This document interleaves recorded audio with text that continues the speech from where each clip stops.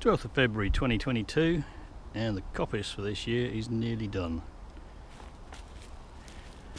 There's just a few stems left and they will all go over this way, and you might just about be able to see on the GoPro there's a rope from this one leading over that way.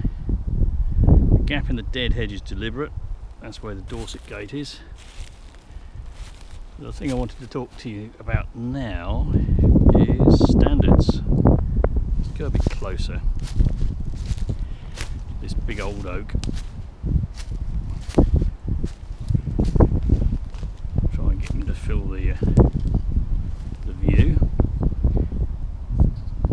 He's maybe 200 to 300 years old.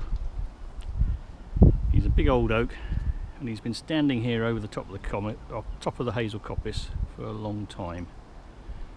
But you can just about see those stems that my neighbour's left the other side are up to the lower part of his crown. They've been suppressed by the shade of his canopy, but around the edge where the shade is less, the derelict coppice has grown so tall that it has suppressed the oak. You can see a lot of dead branches around the edge, and those branches around the edge are still alive. They've gone like that, and they put on a lot of quick growth. That's retrenchment growth, and these dead branches around the edge is stag heading.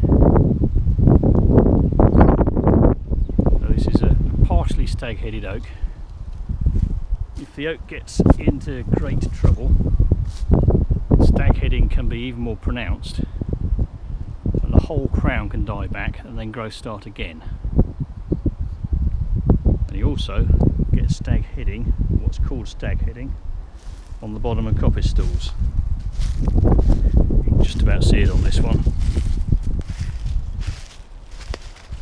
He's all gnarly on the bottom. So this is stag heading growth. That's especially relevant when you're looking at an ash or a sycamore or a beech or even a coppiced oak, because oaks used to be coppiced around tan bark, and there is still a market for oak bark for tanning in the UK. An oak coppice is cut when the sap is rising because the bark relays easier. See all the branches on the butt of this tree. Fairly short butt. He's maybe 10-12 foot tall for the first branch.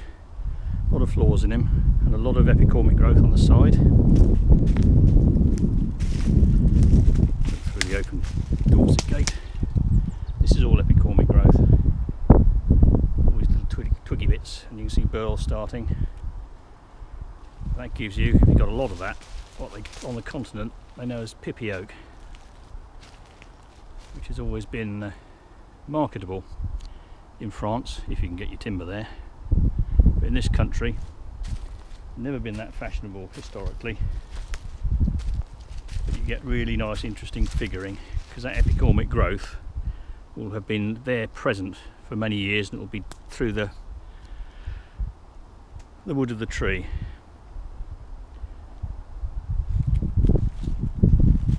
Having too many standards in hazel coppice casts a lot of shade over your hazel. Hazel coppice grows better when there are no standards, when it's a, inverted commas, monoculture crop. And you can see a little bit of stunting. You go over here.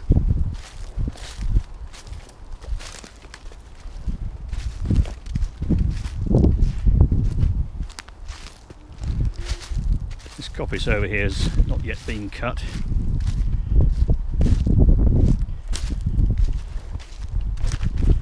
And you can see here that the stools nearer to the canopy of this sweet chestnut and under this oak are smaller.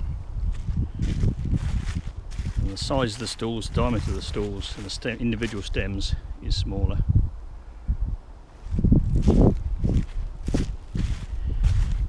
further down towards the edge of the wood,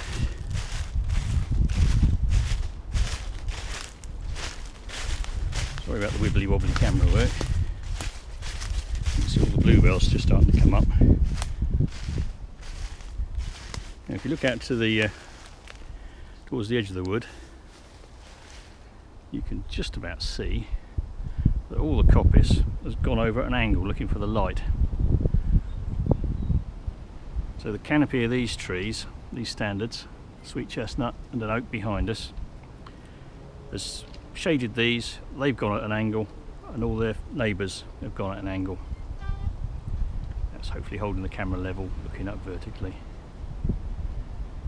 So shading is very much a factor. So why did they plant standards?